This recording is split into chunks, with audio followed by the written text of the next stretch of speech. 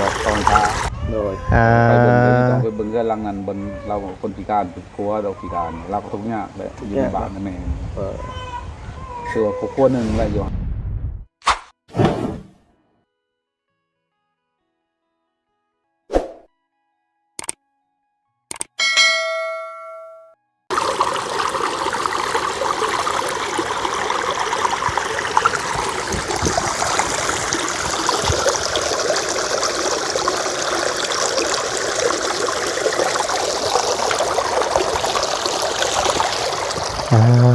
ตัวถึงเมนใส่คักใช้แน่น้ำก็ได้พี่น้องเอ้ยช่วงเย็นเท่านี้เนาะกลางคืนช่วงสิปลามาลอยดินซับเอาพี่น้องทั้งประตูได้เปิดคลิปเปิดภาพในบาทนี้เนาะกะสีแปลกหูแปลกตาแน่น้อยนึงเนาะเนื่องจากว่าพี่น้องอยู่ตามห้วยตามห้องซึ่งเป็นอีกเส้นหนึ่งที่ทางประตูก็ยังบ่เคยเข้ามาจักเถื่อนี่ก็จะเป็นครั้งแรกว่าสั้นซะพอดีได้พากันเข้ามาพี่น้องเนาะนำกัน3คนทั้งลุงเฮิมลุงหนวดลุง2ลุงและมื้อนี้ทั้งประตูก็ได้ถือโอกาสเข้ามาทั้งพี่น้องเนาะเอาก่อนอื่นพี่น้องเอ้ยกราบสบายดีและสวัสดีเด้อพี่น้องเด้อสบายดีกันเบิดสุขุสุคนเนาะพบเจอกันช่วงบรรยากาศค่อยคำลงแรงเนาะพอดีทั้งบอตูนกับกำลังสีอันนี้พี่น้องกำลังสีเข้าไปหมู่บ้านอีกหมู่บ้านหนึ่งซึ่งเป็นหมู่บ้านทั้งบอตูนและทีมงานบ่เคยเข้าเป็นบ้านนาทรายวสันเมืองพลานไซแขวงสวรรณเขตเนาะบอตูนกับสีเข้าไปเบิ้งพอดีทั้งบอตูนเข้าไปกินข้าวเมื่อเช้านี่มีทั้งแม่แล้วแนะนำบอกว่าทางในบ้านอยู่บ้านนี่แหละเขาไปกินข้าวกินน้ำแหละพอดีเพิ่นได้เว้าสู่กันฟังว่าแบบนั้นแบบนี้นะพี่น้องคนทุกคนยากนี่แหละว่าอยู่ในบ้านเพิ่นนี่มีอยู่ว่าซั่นอยากให้ทางบ่ตูนและทีมงานนี่เข้าไปเบิ่งว่าซั่นเนาะพอดีทางบ่ตูนก็ได้ถือโอกาสเข้าไปเบิ่งแต่ว่าข้อมูลเป็นแบบใดทางบ่ตูนก็ยังบ่ฮู้พี่น้องเพราะฉะนั้นแล้วทั้งบนตูนสีพาพี่พาน้องเข้าไปเบิ้งไปส้มน้ำกันเนาะเดี๋ยวถามเบิ้งว่าเป็นแบบใดทุกยากแบบใดเนาะเดี๋ยวรอเบิ้งรอส้มน้ำกันเด้อพี่น้องเด้อเนาะเป็นหมู่บ้านใหม่บนตูนสิพาไปนี่เนาะเอาจังใดกะฝากพี่ฝากน้อง FC ที่คอยติดตามและเป็นกำลังแห่งใจให้กับบนตูนโดยตลอดมากะสิพาพี่พาน้องไปเบิ่งไปส้มน้ำกันเด้อพี่น้องเด้อว่าเป็นจังใด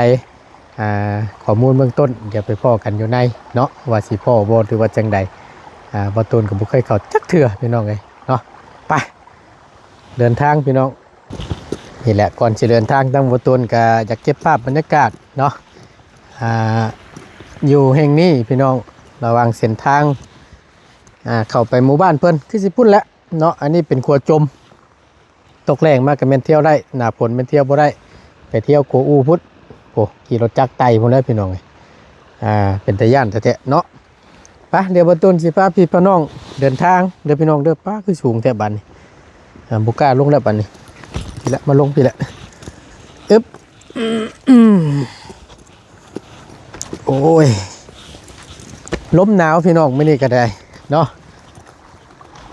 เอาบอตูนถือโอกาสเก็บภาพบรรยากาศให้พี่น้องได้เบิ่งน้ำกันเนาะไปเดินทางเด้อพี่น้องเด้อพบเจอกันอยู่ในพุ่นละเป็นจังใดเดี๋ยวเราเบิ่งเราส้มน้ำกันเนาะ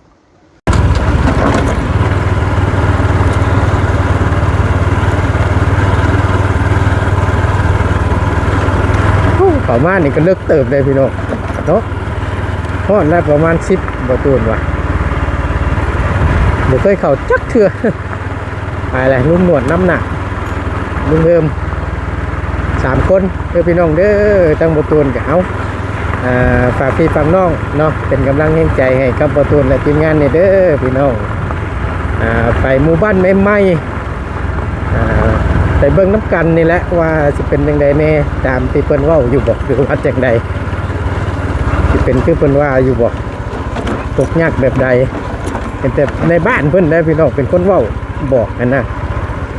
ก็คือสิ เติมนึงละเพิ่นจังเพราะว่ามันเป็นลูกบ้านเพิ่นเด้คงสีนั่นอยู่ตามที่เพิ่นว่าเมื่อวานสัก2-3ครอบครัวว่าซั่นแต่ทั้งบ่ต้นก็บ่ฮู้ว่าเป็นแบบใดช่วงแรงๆแพงแล้วกลับออกมานี่พี่น้องไกลเติบก็ถือว่าเปลี่ยนบรรยากาศพาพี่พ่อน้องออกเบิ่งเราส้มน้ำกันเนาะเป็นดงนี่ผมมาทำคนเดียวนึงบุกล้าได้บ่ตูนว่ะเบิ่งพี่น้องเลยสองข้างๆเลยที่จะป่า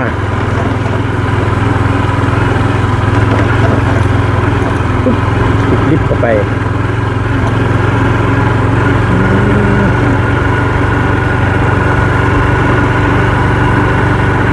เดี๋ยวออกมากำบ่ได้แต่ในด้านนี้ดีตอนนี้เราคนเที่ยว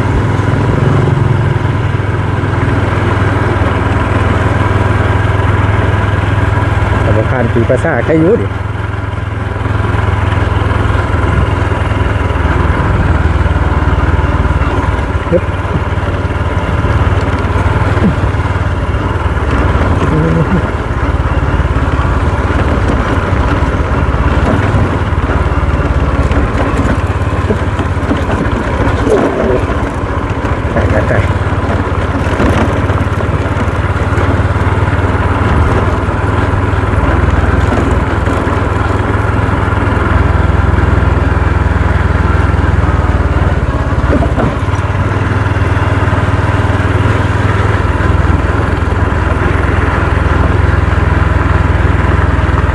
เสียงสิลังในเด้อพี่น้องเด้อขอโทษขออภัยหลายๆมาต้นกัน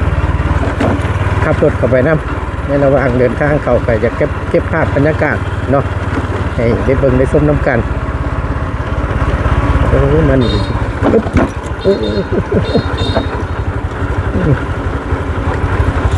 ขามห่วยบวกผ่านมาแล้วห่วยหนึ่งทีนะปึ๊บปึ๊บโอ้แม่นบ่เฮ้ยบันนี่คือสิแม่นบ่บันนี่ สบายดีโอ้เพิ่นปลูกผักปลูกหญ้าเนาะจ้ะเบิ่งพี่น้องเอ้ยทั้งนี้น่ะ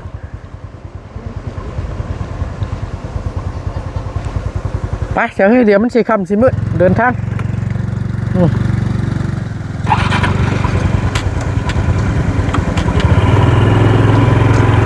เป็นอีกหน่วยนึงโอ้ตาย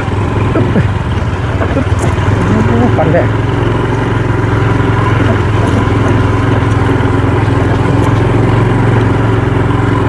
มากัน3 คนใครอยู่พี่น้อง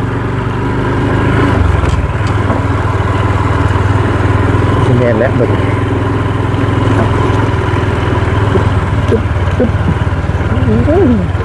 ขนาดว่ารถจักรเล่นฟันแต่ก้อนว่า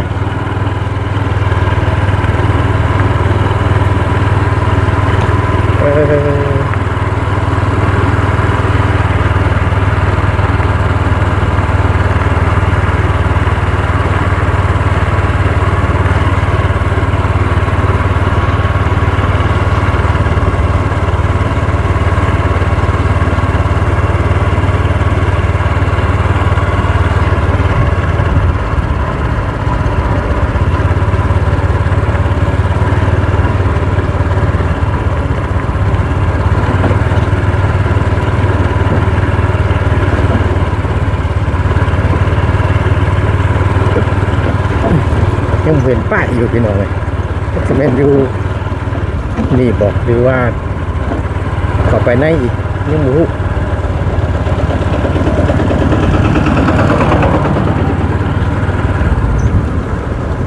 แก๊สบานนี่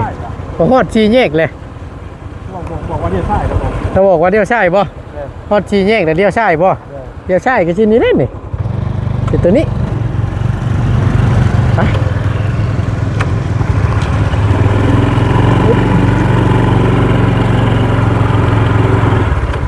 สีแยกเดียวใช่ เขาอยากตาม ไปบ้าน โอ้ย ไปบ้านได้ไส้บ่ ฮะมันมีหน้าซ้ายน้อยหน้าซ้ายใหญ่บ่เข้าไปพุ่นน่ะบ้านนาทมบ่เออ เรียนทำเรียนนี่ อันชื่อยังก็ลุงอันที่ว่าอันแม่นั้นเราบอกเมื่อเช้านี่นะชื่อใจบ่ แม่ นะ ข้าดิลิ้นเล่นนี่ แม่นบ่ บริเกียรได้ไหม นายบ้านพอบ้านบุญตาเพิ่นอันอยู่ใช้เฮือนเพิ่นแม่นเพิ่นอยู่บ้านนี่บ่โอ้อยู่พี่ลุงเอ้ยนี่แม่นมันเข้าไปในพุทธเนาะโอเคสันอันนั้นเข้าไปทั้งนั้นน่ะเป็นอีกบ้านนึงน่ะเนาะบ้านนาซายคือกันมีสองหมู่บ้านไปสันวิทย์เข้าพุ่นแล้วไปเพื่อนนั่นในบ้านพุ่นแล้วไปถามแล้วพวกมันจังใครแน่ครับรถ บุรีพาแกตมีลงเหรอวะ เลยนะโอ้ยมือเลยมือ เข้าไกลเติบเลยพี่น้องเลย ไกลเลยป่ะ เพื่อนในบ้านเลยบัดไปหน่อยนึงบ่ไปเราอยู่หน้าพุ่นจักนะบ่เราอยู่หน้าพุ่นประจักไปสันพี่น้อง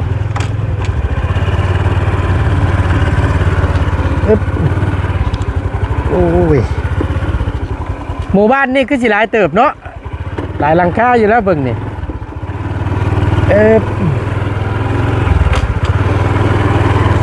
เบิ่งนี่เป็นหมู่บ้านใหญ่อยู่พี่น้อง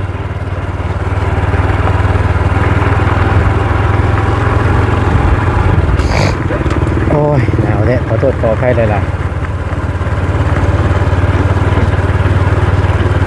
โอ้ยสิ่งแก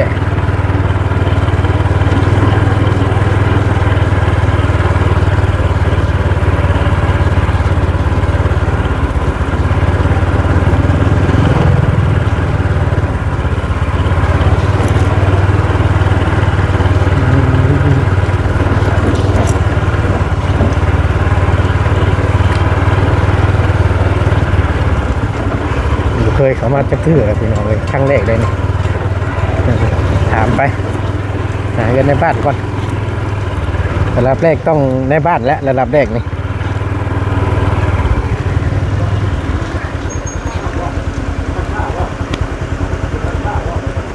เข้าไปในพุ่นบอกโอเคนี่เป็นวัดเพิ่นพี่น้องวัดประจำหมู่บ้านฮึบ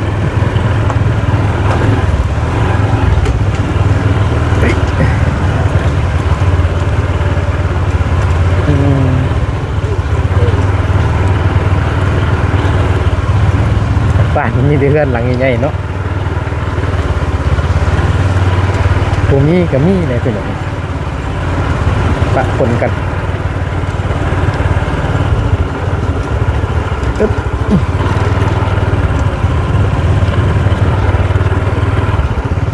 ลุงได้พาแก๊สมีลงอีกได้ลุงเอ้ยอึ๊บโอ้ยก็แห้งเลยนะอึ๊บ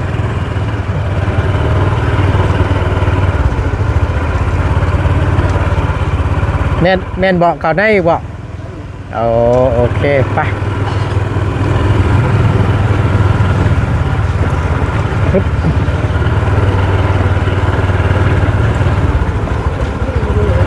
แต่ว่าหน้าพลนี่ก็เอาเรื่องอยู่ได้หนึ่งเนาะเมื่อวานเพิ่นนี่ก็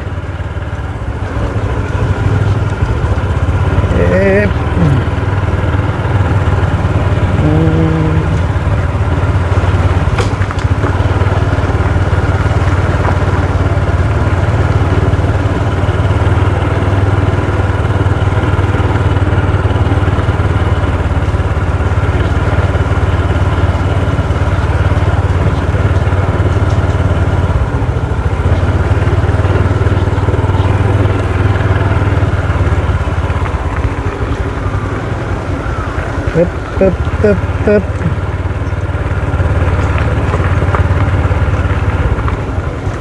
สุดเขตศาลานาทรายใส่แมนบ่เฮ้ยสุขศาลาบ่ว่าสุขเขตแล้วว่าต้นงานไปละบัดฮะใช่ไปทางไหนบัดนี่ไปถามประตูพุ่นไปโอ้ถามเบิ่งก่อนพี่น้องเอามาฮอดจอดถึงเป็นทีเรียบร้อยเด้อพี่น้องเด้อนี่ก็เป็นเฮือนในบ้านเพิ่นว่าซั่นแต่ว่าคือถึงจอเพิ่นบ่อยู่ใช่บ่จักเนาะแล้วบ่อยู่บ่ในบ้านสบายดีเด้ออยู่ในพุ่นแหละพี่น้องเอ้ยแล้วไปไสซะอยู่บ้านตัวนั้นขมังเลยบัดนี่สบายดี โดยอันผู้ดีว่า ทั้งอันคอยเข้าไปกินข้าวอยู่ในอันวังข้างปั๊มน้ำมันเนี่ยผู้ดีว่าแม่เราแนะนำมาว่าในบ้านเพิ่นนั่นแนะนำว่าให้เข้ามาเบิ่งครอบครัวผู้เพิ่นทุกข์ยากแน่ว่าซั่นหั่นน่ะก็เลยสิเข้ามาเบิ่งแล้วสิมาถามทั้งเบิ่งทั้งในบ้านนี่แหละว่าครอบครัวเพิ่นเป็นแบบใดหั่นน่ะในบ้านเพิ่นเป็นคนแนะนำเองนะแม่นบ่ปุรีทั้งเฮาอันทายเกี่ยวกับช่วยเหลือหั่นนะเฮาซื้อบ่ตูนอันนี้ลุงหนวดก็ได้มีโอกาสเข้ามามื้อนี้ก็ได้เราผัดบ่อยู่ซ้ำเนาะเฮ็ดได้ใช่ผู้เราฮู้เฮาไปบ่จักชื่อขมังเลยปานลิ้นฮะที่ว่าลิ้นบ่แม่นบ่ทำอะไรมันจะกระแม่งนะมันขึ้นบ่ออกหรือบ่สิไปทึกจันบาดนี่ขนาดเฮือนในบ้านยังมาหาซำนี่หาเฮือนว่าที่เฮาสิไปหายังแล้วคิดเอาเฮือนในบ้านจักไปจักหมอกเลยอันนี้ก็ถือว่าบ้านใหญ่เติบเลยนี่เนาะแม่เนาะหน้าบ้านกับพุ่นฮะเฮือนในบ้านเท่าใดเอาโมเมนต์หลังนี้บ่บ่นะบ้านเก่าละออกแล้วนึกว่าในบ้านปัจจุบันโมเมนต์บ่ฉันโอ้ยเขาถามถึงชื่อแล้วอยู่ไปฉันมีตัวไปเบิ่งลงไปพุ่นลงเพื่อนในบ้านบุญตาเป็นเพื่อนเรานี่นี่เล่านี่แหละผู้แนะนำแม่นพอแล้วนี่เนาะแม่พุ่นเรื่องประวัติเขาต้องถามเจ้าแต่ว่าผู้ว่านใหม่เนี่ยแม่นลงไปพุ่นเนาะแม่นเนาะแต่ว่าผู้ว่านใหม่บ่สิฮู้บ่แหละเนาะเพราะว่าเฮาฮู้ว่าชื่อบุคคลคนนั้นชื่อหยังผู้บ้านไซบ่หมายถึงว่าคนที่จะเฮาสิไปหาเพราะว่าทั้งพ่อบุญตาเพิ่นแนะนำมาว่าบุคคลคนนั้นชื่อนั้นนี่นะเราอยู่บ้านน่ะบ้านน้องแดงบ้านนี่ทางออกแต่เฮือนเอาไผเขาพอดีว่าทั้งอันเพราะว่าบุญตาเพิ่นนี่ปัดแนะนำให้เฮาเข้ามาเบิ่งครอบครัวนึงเพิ่นว่าแต่จักชื่อหยังนะเฮาก็ลืมแหละเพิ่นว่าอันเข้าไปเบิ่งแหน่เพื่อว่าถ่ายลงไปได้ครับเพื่อเพิ่นได้รับการช่วยเหลือจากผู้ใหญ่เพิ่นหั่นนะพอดีทั้งเฮาก็อันนี้เฮาซื้อบ่ตูนนั่นลุงเฮิมนี่ลุงนวดก็เป็นเกี่ยวกับที่ว่าเฮาถ่ายคลิปลงไปแล้วก็เกี่ยวกับช่วยเหลือผู้ทุกข์ยากไร้นี่นะเพิ่นออกผู้ถามทั้งแม่แล้วนี่ก็สิบ่จักอีกนี่เนาะเบื่อน้องชายคอยอันบ่มุตาน้องชายทั้งตัวแม่บ่ใช่ล่ะ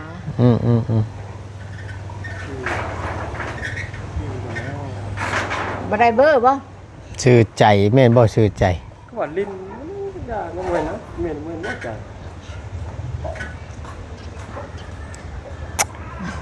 ยากอยู่เด้อน้องแม่เนาะมีเบอร์แล้วบ่ซะมีบ่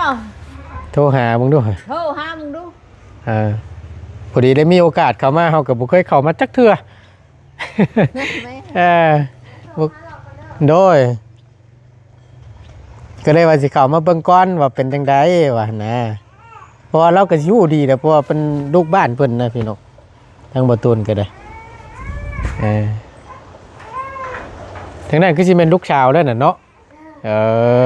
โหด เอาลูกไผ่บ่โอ้นึกว่าลูกสาวนะเอาลูกน้อยอยู่เราก็ได้ เขาก็ได้ เอาเนี่ยให้เพิ่นโทรถามก่อน มีอยู่มัน อ่ะโอเคพี่น้องเอ้ยมาฮอดจอดถึงแล้ว โดยสบายดีเด้อตั้งในบ้านเด้อสบายดี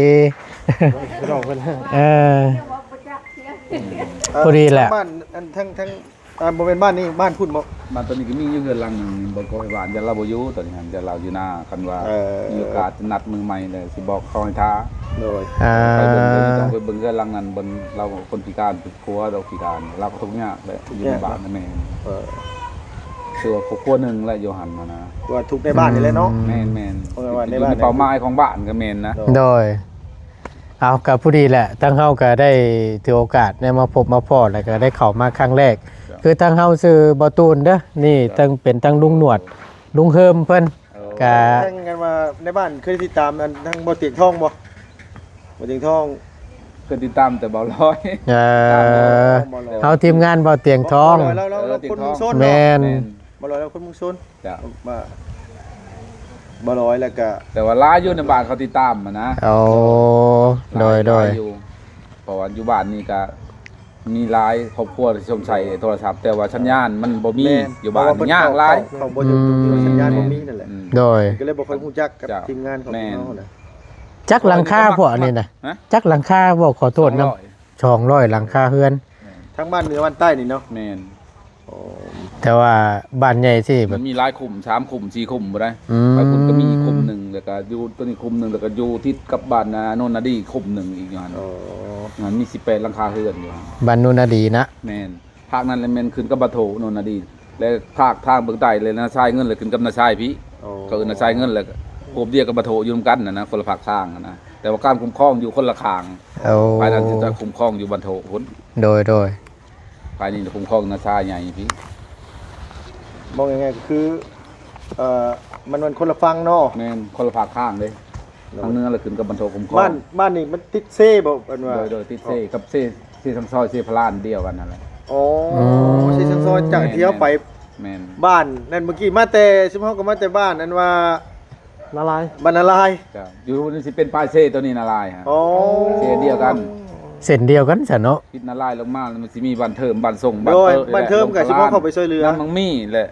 น้ำมังมีน้ำมีบึ้งทะเลนะกลางเซ่แล้วก็หน้าทรายกิ่งไส้น้อยกิ่งไส้ใหญ่ต่อลงพุ่นแหละ อ๋อ เก่งฟาร์มนักขวางน้องบัวลงพุ่นเลยแล้วแพงไปหมวงไปพุ่นแหละเช่นเดียว ว่าไงว่ามันเซ่เนี่ยมันอยู่เทิงพุ่นกับโคกมันมาพี่ มันโค้งไปโค้งมาอยู่ตัวนี้ เออเนาะเขาก็ว่าเขาขึ้นพุ่นก็ว่าต้องพุ่นนั้น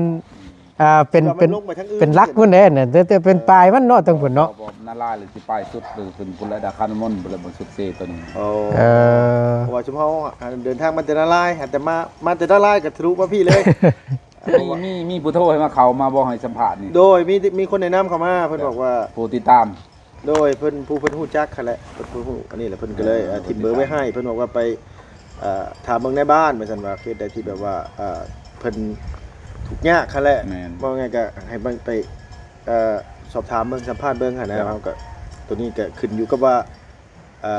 ผู้ใหญ่เพิ่นเห็นแล้วเพิ่นอยาก อันนี้ก็คือข้าพเจ้านี่ก็บ่ทันได้ลงเบิ่งเนาะครอบครัวของเราเพราะว่าผ่านมามันมีอันโครงการของ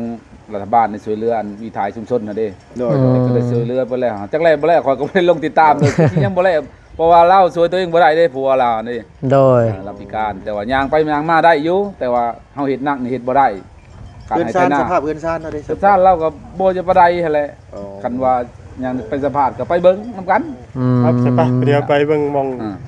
อ่า ตัวจริงนำกัน ไปจริงๆนํกันเลย เนาะเดี๋ยวไปเบิ่งน้ำกันทางพ่อเราพาไป แม่นสิพาไป ลูกบ้านเราสิฮู้ดีพี่น้องเนาะ เพราะว่า ไปสั่น อยู่ในอยู่ในบนคัดเลือกว่าเป็นของคนทุกอย่างนั่นแหละเป็นตัวอย่างของบ้านนั่นแหละแม่น ว่าแต่คัดที่สุดในบ้านเนาะ แม่น โดดให้หน้าตะกร้าเพิ่นมีเฮ็ดบ่พอ บ่เพิ่นเฮ็ดน้ำเบื่อน้ำหนองรถโทรไทยเราก็บ่มีนะ บ่มีอย่างจักอย่างเลย แม่นก็ไปเบิ่งนํกันไป โอเคไปเดินทางพี่น้องเนาะ ไปอันว่านั่งน้ำรถหมด จ้ะ เลย ไปพอไปมีทางเข้ามาก็ป้าโดพอเนาะทางนี่ก็ เป็นไปได้ครับ คัก จะให้ กะลี ช่วย ว่ะ เรื่องต้นชัญญาณนี่แหละก็ทาง ว่า ช่วย ละ ได้นะ ว่าแล้วก็เนาะแบบ แม่น หมู่บ้าน เพราะ ก็ มันมีนาซายแล้วก็มีเก่งชัยใหญ่นะฮู้ดนตรีนี่ถือว่า บ่มีสัญญาณ หมู่บ้าน ใต้ก็เป็นบางส่วน หมู่บ้านใหญ่แต่ว่ารักสัญญาณนี่ยังบ่ลงมาฮอดเนาะ เคยอันว่าเคยแบบแจ้งไปอยู่ว่าพอไป แม่นแจ้งไปรู้แต่ว่าบ่มีได้บ่ตอบสนองมาเลยนะ จริงๆสัญญาเนี่ยมันเป็นของเอกชนนะบ่เกี่ยวกับรัฐบาล แม่นแต่ว่าขอน้ำซูนนั่นแหละคือข้าพเจ้าขอกระซูนอยู่ในเทลนะแต่ว่าเขียนไปส่งเสนอไปก็บ่ได้ ยังบ่เห็นเลย เป็นบ่ได้ลงมาสำรวจลงบ่ บ่ ที่จริงนี่พื้นที่นี่มันประชากรหลายบ่หลาย เนาะ เนาะ 4,000ปลาย นั่นแหละจะว่าประชากรหลาย 4,000ปลายอยู่บ้านนี่1,700กว่าคนแหละอยู่บ้าน โดย 1,800 700ไป100แล้ว แต่ว่าก็แปลกว่าแถวนี้เพิ่นคือบ่ลงบัดอยู่แถวเซโปนเพิ่นคือลงหลายแถวเซโปน เป็นเก่งพามแค่นั้นละหลายเกิน โดย บ้านละ2 ลักก็มี เนาะ แต่ว่านี่กับไฟฟ้าก็ถือว่าชมชัยได้อยู่หมอลอยแต่ว่าบ่ได้ตัวเนี้ยนะ ถ้าว่ามีโตสัญญาณตัวนั้นคนสิติดตามเขาในคลิปพวกทานนี่ก็สิหลายคอยนี่ก็มักเบิ่ง โดย เบิ่งแล้วก็เป็นตาอยากเบิ่งอีกหั้นนะ แม่น แต่ว่ามันสัญญาณก็มันบ่มีแต่ออกกุดจังไดนะอยู่ในบ้านเฮาก็มีแต่บางส่วนเท่านั้น ยากตัวนี้แหละเนาะพอเนาะ ตอนแรกเขาจับโทรศัพท์ขึ้นมาเขาคิดว่าบ้านนี้จังได๋ก็ล้านเปอร์เซ็นต์ต้องมีแน่ๆขึ้นมาบ่มีขึ้นตัวมีหายไปเลยโอ้ บ่ได้แล้ว โอเคไปจ้ะพี่น้องเดี๋ยวให้ตั้งพอแล้วพาไปเบิ่งเนาะ เฮ็ดเวียก เป็นเท่าใดกันแล้วจังค่อยว่ากันเนาะ โดย เดี๋ยวรอติดตามเบิ่งอีกพี่หน้าพี่น้องให้ตั้งลุงเริ่มลุงนวดเดี๋ยวว่าตูนก็จะได้นำเสนออีกรอบเนาะขอบคุณในไลน์พี่น้องอยู่ดีมีแรง